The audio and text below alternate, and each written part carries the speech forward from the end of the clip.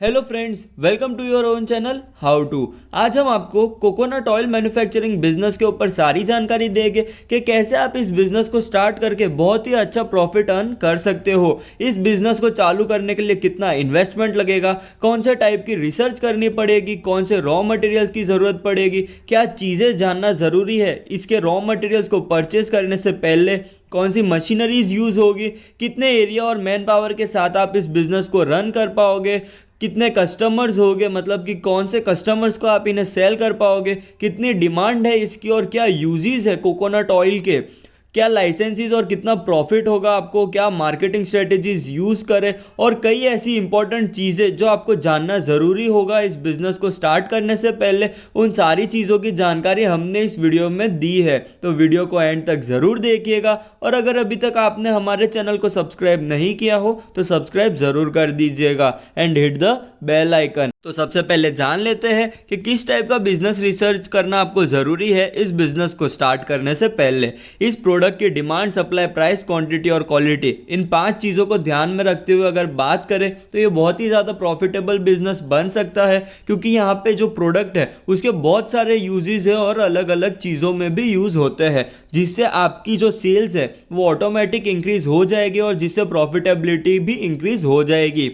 यहाँ पे आपको सबसे ज़्यादा चीज़ का जो ध्यान रखना होगा वो होगा रॉ मटेरियल, उसकी क्वालिटी का। तो आप इस चीज़ का बहुत ही ज़्यादा ध्यान रखिएगा कि आप जो रॉ मटेरियल परचेस कर रहे हैं वो स्पेसिफिक क्राइटेरिया को अचीव करे, तभी उसका आपको परचेजिंग करना पड़ेगा। तो ये सारी चीज़ों की आपको रिसर्च करनी पड़ेगी मार्केट से, जहाँ पे आपको कुछ नॉलेज एक्वायर करनी पड़ेगी जो ऑलरेडी इसके मैन्युफैक्चरर है मार्केट में, उनसे आपको जानकारी लेनी पड़ेगी कि कहाँ से वो लोग लेके आ रहे हैं रॉ मटेरियल्स को, कौन सी मशीनरीज उनने सेटअप की हुई है और आज की डेट में कौन सी एडवांस मशीनरीज आ गई है इस बिजनेस के लिए। तो आपको ये सारी चीज़ों की नॉलेज लेनी पड़ेगी, जिसके बाद आप एक बिजनेस प्लान बना पाएंगे, जिसके अंदर इन्वेस्टमेंट, कौन से एरिया में आपको इसे सेटअप करना है, कितना लैंड चाहिएगा, उन सारी चीज़ों की आपको एक रफ आइडिया आएगी। तो आप बिजनेस रिसर्च करके एक प्रॉपर बिजनेस प्लान बना पाएंगे, जिसमें इन्वेस्टमेंट से लेके आपको सारी चीज़ें लिखनी होगी,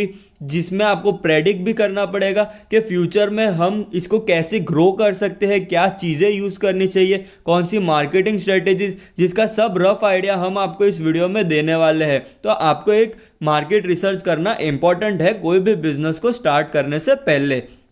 बात करते हैं इसकी यूजेस की, जो बहुत सारे अलग अलग प्रोडक्ट में यूज़ होता है ये ऑयल, जैसे कि टॉयलेट सोप्स में, laundry soaps, detergents, hair tonics, hair oil, massage oil, cosmetics, cooking, यहाँ पे हर जगह कोकोनट ऑयल का यूज़ होता है, जो अलग अलग जगह पे अलग अलग टाइप से वेरी कर सकता है। तो आप चूज़ कर सकते हो कि आपको कौन सा टाइप का ऑयल बनाना है और कहाँ पे उसका सेल्स करना है, कौन से अलग अलग क्वालिटी का ऑयल बनाना है, उस हिसाब से आप आपकी सेल्स को भी बूस्ट कर पाएंगे अलग अलग इंडस्ट्री में एंटर करके। तो अब बात करते हैं डिमांड की। जैसा कि मैंने आपको बताया कि आप इसे मैन्युफैक्चर करके आउट ऑफ इंडिया में एक्सपोर्ट भी कर सकते हो, तो यूएस, यूरोप, फ्रांस और जर्मनी जैसी कई कंट्रीज में इसकी बहुत ही ज़्यादा डिमांड है। और सबसे ज़्यादा डिमांड की बात करें तो फ्रांस एंड जर्मनी में रिफाइंड कोकोनट ऑयल की सबसे ज़्यादा डिमांड है। तो आप अगर चाहे तो आपका बिजनेस डाइवर्सिफाई भी कर सकते हैं और अलग अलग कंट्रीज में भी एक्सपोर्ट कर सकते हैं।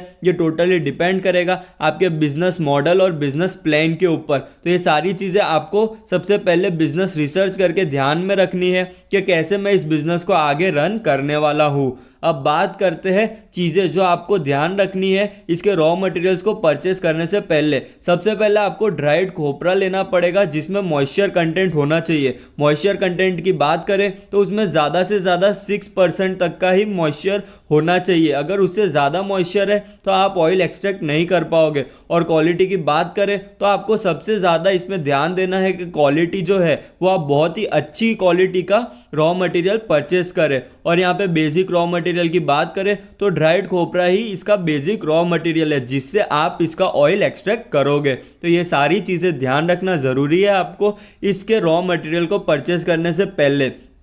पैकेजिंग मटेरियल की बात करें तो आप इसे अलग अलग टाइप्स के पैकेजिंग कर सकते हैं, जैसे छोटे जो बॉटल्स आती है उसमें आप कैंस टीन्स अलग अलग तरह से आप इसकी पैकेजिंग कर सकते हैं और बल्क में भी इसे परचेस करके अलग इंडस्ट्री में भी प्रोवाइड कर सकते हैं उनके रिक्वायरमेंट के हिसाब से। अब बात करते हैं मशीनरी की, तो copra cutter, crude coconut oil storage tanks, bucket elevator, steam jacket kettle, oil expeller, screw conveyor, filter press, micro filter, filtered oil storage tanks, volumetric filling machine, baby boiler और पैकेजिंग मशीन की भी आपको ज़रूरत पड़ेगी, जो आप पे depend है कि आप उसकी मैनुअल पैकेजिंग कर रहे हैं या ऑटोमेटिक पैकेजिंग कर रहे हैं। ये मशीनरी भी आपको दो टाइप में अवेलेबल है, सेमी ऑटोमेटिक और फुल्ली ऑटोमेटिक। आपके बजट प्लान के ऊपर डिपेंड करेगा आप कौन सी मशीनरीज परचेज करेंगे और कितनी मशीनरीज परचेज करने वाले हैं, कितना आपका जो बिजनेस मॉडल है स्मॉल मीडियम या लार्ज, उस हिसाब से अलग अलग कैपेसिटी की मशीनरीज अवेलेबल है मार्केट में, जो आप डिसाइड कर सकते हैं आपके प्रोडक्शन और सेल्स के ऊपर। अब बात करते हैं इन्वेस्टमेंट की, तो बेसिक आप स्मॉल स्केल पे अगर इसका चालू करते हो बिजनेस को, तो आपको 3 to 8.5 लैक्स तक इन्वेस्टमेंट करना पड़ेगा इस बिजनेस को स्टार्ट करने के लिए, जिसके अंदर कुछ टाइम का रॉ मटेरियल और मशीनरी एक्सपेंसेस इंक्लूडेड है और लाइसेंसेस के भी एक्सपेंसेस इंक्लूडेड है इन इन्वेस्टमेंट में। यहाँ पे हमने जो फिगर बताया है वो स्मॉल स्केल इंडस्ट्री के लिए है, जो अगर आपको मीडियम या लार्ज स्केल पे वर्क करना है तो अलग अलग कैपेसिटी की मशीनरीज आपको परचेस करने पड़ेगी, आपको एरिया भी ज़्यादा चाहिएगा, तो उन सारी चीज़ों पे आपका जो इन्वेस्टमेंट कैपिटल है वो टोटली डिपेंड करने वाला है। तो अब बात करते हैं टारगेटेड कस्टमर्स की, कि आप इसका प्रोडक्शन करके किन कस्टमर्स को टारगेट कर सकते हो, जैसे कि होलसेलर्स है, रिटेलर्स है, मेडिकल स्टोर्स है, जनरल स्टोर्स है, सुपरमार्केट, ऑनलाइन। और स्टार्टिंग में हमने जैसे आपको बताया सोप इंडस्ट्रीज़ है, फूड इंडस्ट्रीज़ है, तो वहाँ पे भी आप इन्हें सेल कर सकते हो। अलग अलग सेक्टर्स में भी आप एंटर कर सकते हो, जैसे कि हमने आपको स्टार्टिंग में बताया कि सोप इंडस्ट्रीज़ है, कुकिंग इंडस्ट्रीज़ है, तो अलग अलग सेक्टर्स में आप कॉन्ट्रैक्ट बेसिस पे भी वर्क कर सकते हो। ऑनलाइन और ऑफलाइन भी अलग अलग प्रॉफिट मार्जिन रख के आप यहाँ पे प्रॉफिटेबिलिटी इंक्रीज कर सकते हो। ऑनलाइन साइट्स की बात करें तो exporters India, India mart, Amazon, Flipkart, ऐसी कई ऑनलाइन साइट्स है जो कमीशन बेसिस पे आपको यहाँ पे आपके प्रोडक्ट को सेल करने देगी, तो आप ये प्लेटफॉर्म को भी चूज कर सकते हो। अलग अलग आपकी जो स्ट्रेटेजीज है उसको ध्यान में रखते हुए कि कैसे आपको इस बिजनेस को ग्रो करना है। अब हम आपको कुछ मार्केटिंग स्ट्रेटेजीज बताते हैं जिससे आप इन कस्टमर्स को इजीली अट्रैक्ट भी कर सकोगे और आपकी सेल्स भी बूस्ट होगी।